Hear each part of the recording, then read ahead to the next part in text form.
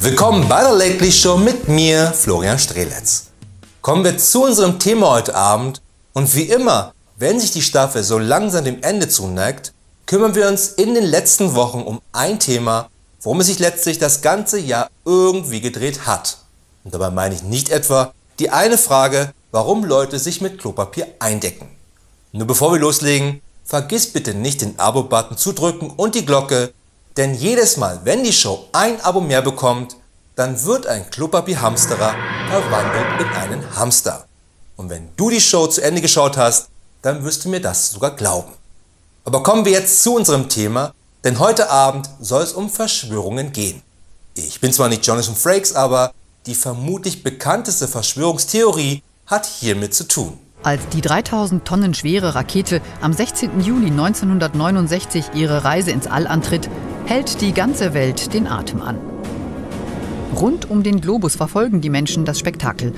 Ein kleiner Schritt für einen Menschen, ein Riesensprung für die Menschheit. Neil Armstrongs berühmte Worte, als er am 21. Juli 1969 den Mond betritt, als erster Mensch. Und die Verschwörung dahinter ist, dass die Mondlandung alles Mögliche war, nur eben nicht eine Landung auf dem Mond, sondern inszeniert hier bei uns auf der Erde in einem Studio.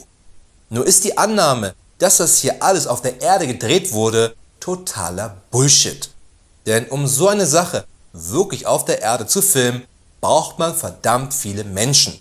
Und auch 1969, als Twitter noch in den Kinderschuhen steckte, hätte keine Regierung dieser oder auf Alpha Centauri es geschafft, diese Menge an Menschen danach unter Kontrolle zu halten. Und was gäbe es Besseres, als Thema in der Kneipe nach dem 8. Bier, als zu erzählen, dass man mitgeholfen hat, die Mondlandung zu faken. Und selbst wenn man es versucht hätte, die Landung sogar live zu drehen, damit es noch echter aussieht, dann weiß jeder aus der noch so kleinsten Theaterproduktion in der Schule, dass es zu Fehlern gekommen wäre. Das wären keine falschen Schatten gewesen, sondern die Apollo-Kapsel wäre einfach umgekippt und Neil Armstrong hätte dazu gesagt, ein kleiner Schritt für mich, aber ein gigantischer Rückschritt für die Karrieren der jetzt entlassenen Bühnenbauer. Und selbst wenn man ein Genie wie Stanley Kubrick dafür gewonnen hätte, dann hätte er nicht nur eine schnöde Mondlandung inszeniert. Denn das war immer noch fucking Stanley Kubrick und er hätte Michael Collins mit einer Axt die Luke der Apollo-Kapsel einschlagen lassen und "Here's not Johnny" rufen lassen. Und wenn du dich nun fragst, wer denn bitteschön Michael Collins ist, dann zeigt das nur umso mehr, dass die Mondlandung nicht gefaked gewesen sein kann. Denn kein Schauspieler hätte selbst 1969 freiwillig die Rolle des Michael Collins übernommen, weil Michael Collins nie auf dem Mond war. Die anderen beiden von Apollo 11, Neil Armstrong und Buzz Aldrin, jedoch schon. Zudem nannte sich Michael Collins später in Phil Collins um und verarbeitete diese Tatsache dann in tausenden Songs. Dazu ist es heute sogar noch einfacher, Verschwörungstheorien zu verbreiten. Im Internet findet anscheinend jede Theorie ihre Anhänger, egal wie weit hergeholt sie auch klingen mag. Der Psychologe Sebastian Bartoschek beschäftigt sich mit diesem digitalen Phänomen. Das Netz ist ein guter Nährboden für die Verbreitung von Verschwörungstheorien, weil ich gezielt Sachen suchen kann, die zu meiner Weltsicht passen und weil ich völlig ungefiltert auch Informationen reinstellen kann. Das heißt, wo man früher mühevoll Leute suchen musste, die ähnliche seltsame Gedanken haben, finde ich das sofort heutzutage im Internet. Und so lustig das vielleicht mit der Mondlandung ist oder mit dem Reptilienmenschen Phil Collins, umso gefährlicher können Verschwörungstheorien sein. Wenn jemand sich hinstellt und sagt, Phil Collins wurde vor 30 Jahren ausgetauscht gegen einen Schauspieler, weil Peter Gabriel ihm damals beim Konzert von Genesis mit seinem Lammkostüm hinter der Bühne erdrosselt hat, dann ist das erst einmal die Wahrheit und zweitens tut das keinem weh. Außer dem originalen Phil Collins, der nun erdrosselt wurde. Von Peter Gabriel mit dessen Lammkostüm. Bis heute keine Anklage. How come Commissioner Cressida Dick von Scotland Yard? Nur Verschwörungstheorien können gefährlich sein, wie bei Impfgegnern, die sich weigern, ihre Kinder zu impfen und dabei nicht nur das Leben des eigenen Kindes riskieren, sondern auch das aller anderen. Denn eine Impfung funktioniert am besten, wenn alle sie haben. Nur impfen sie ihre Kinder nicht, weil sie glauben, in den Impfungen wären zum Beispiel Roboter drin, die die Kinder fernsteuern sollen. Nur warum sorgen diese Roboter nicht dafür, dass die Kids auch mal ihre Zimmer aufräumen?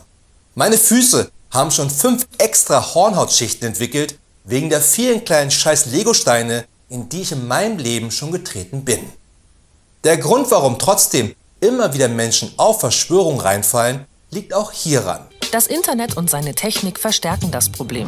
Facebook oder Suchmaschinen wie Google filtern die Informationen ja individuell, also nach unseren Interessen und Freunden. Das heißt, was man zu sehen bekommt, hängt davon ab, was wir bisher geliked, kommentiert oder gesucht haben. Das Ganze führt dazu, dass jeder immer mehr vom Immergleichen sieht. Denn auch alles Widersprüchliche wird rausgefiltert. So entsteht eine riesige Meinungsblase, in der wir gefangen sind. Die Experten sagen, das funktioniert dann so wie bei religiösen Sekten. Und das ist dann irgendwann ein Teufelskreislauf. Gerade für die, die nicht mehr über den Tellerrand ihrer eigenen Blase schauen können oder gar nicht erst wollen. Im Internet kann man eben alles schreiben oder erzählen, komplett ungefiltert. Denn George Soros liest zwar schon sehr schnell, aber auch wieder nicht so schnell. Und all die Fake News kann selbst er nicht so schnell löschen oder unter Quarantäne stellen. So wie Phil Collins seit nunmehr 30 Jahren in dem seit 50 Jahren geschlossenen Alcatraz unter Quarantäne ist und selber gar nicht mehr weiß warum. Ich würde dafür mal Peter Gabriel fragen, der weiß es bestimmt. Ich sage nur Lammkostüm. Und die sozialen Netzwerke, auf denen der meiste Verschwörungsmüll gepostet wird, ob nun Facebook oder Reddit oder wo auch immer, leben davon, ihre Nutzer so lange wie möglich auf ihrer Plattform zu halten. Das geht nun mal am besten, indem sie dir vorkauen, was du magst, um dich damit bei ihnen zu halten. Und es passiert nicht, dass zum Beispiel Björn Höcke auf seiner Facebook-Seite Bernd Höcke in seinen Feed guckt und dort zwischen brauner Scheiße und dunkelbrauner Scheiße auf einmal ein Post sieht mit Do-it-yourself, 10 Tipps, wie du kein Nazi mehr bist. Dementsprechend steigern sich Menschen dann sogar noch mehr in Verschwörungen rein. Ich glaube aber, es hat auch was damit zu tun, dass man sich in so einem erlauchten Kreis plötzlich fühlt, oder? Genau, also Verschwörungsideologien sind identitätsstiftend. Wenn ich an etwas glaube, beispielsweise das internationale Judentum beherrscht die Welt und die Rothschilds besitzen das gesamte Kapital global, dann gehöre ich oder denke, ich gehöre zu einer Gruppe von Menschen, die sozusagen weiß, wie der Hase läuft, um es mal umgangssprachlich zu sagen. Genau, das glaube ich ist auch eine ganz gute Formulierung. Ja, also man ist nicht in dieser dummen Masse der blöden Schafe, die alles glaubt, was so im Fernsehen kommt oder sowas, sondern wir wissen es ganz genau. Wir gehören zu diesem erlauchten Kreis. Warum müssen eigentlich Verschwörungen heute immer so scheiß antisemitisch sein? 9/11, Juden. Alles Geld der Welt, Juden. Ermordung von Phil Collins, Peter Gabriel. Mit dessen Lammkostüm. Bis heute keine Anklage. How come Commissioner Cressida Dick von Scotland Yard? Also fassen wir einmal zusammen. Warum muss hinter jeder Sache gleich eine Verschwörung vermutet werden? Und warum dann eine scheiß antisemitische Verschwörung? Das macht eine mögliche Verschwörung doch noch unrealistischer. George Soros zum Beispiel hat bestimmt verdammt viel Zeit, aber nicht für Verschwörungen, weil er es noch nicht einmal nötig hätte. Wenn in Amerika 20 Kinder erschossen werden in einer Schule, dann sind die laschen Waffengesetze daran schuld. Aber trotzdem wird dann fabuliert, dass die weinenden Kinder nur Schauspieler sind und alles von langer Hand geplant war. Und wie bei der Mondlandung kann man so etwas nicht planen, weil es dumm ist. Das macht Verschwörung heute so ätzend. Was war das früher einfacher und lustiger, wenn Typen mit Aluhüten rumgerannt sind oder bei RTL 2 meinten, von Aliens entführt worden zu sein? Nur dank dem Internet ist der grassierende Verschwörungswahn kaum mehr zu ertragen. Klar, die Sache mit Phil Collins war nicht echt. Denn Phil Collins besitzt das ganze Kapital dieser Welt und steckt hinter 9/11. Denn er ist jemand, der auf keine Verschwörung jemals hereingefallen ist, denn er weiß, wie der Hase läuft. Wahre Geschichte. Und wenn du darüber gleich bei Reddit und Co. schreibst, wird sie sogar noch wahrer. Aber noch eine kleine Sache. Wenn du dich nun fragst, wie du eine Verschwörungstheorie erkennen kannst, dann hat jeder von uns einen kleinen Verschwörungstheoriemeter in sich. Frag aber lieber jetzt nicht, wie der in uns reingekommen ist. Und je nachdem, wie man der Verschwörung auf den Zahn fühlt, schlägt er aus zu wahr oder unwahr. Testen wir das mal. Gibt es Reptilmenschen, die in Höhlen wohnen? Eher unwahr. In den letzten 50.000 Jahren wäre das ja bestimmt mal jemand aufgefallen, wenn wir nach Kohle gebuddelt hätten und dann auf einmal bei einer Reptilienmenschenfamilie in der Küche gestanden hätten. Gibt es eine Zahnpasta-Verschwörung, die verhindert, dass es eine Zahnpasta geben könnte, die die Zähne perfekt schützt, sodass wir nie wieder zum Zahnarzt müssten? Vielleicht. Und da ich bald wieder zum Zahnarzt muss, will ich mir das mit ihm nicht verscherzen.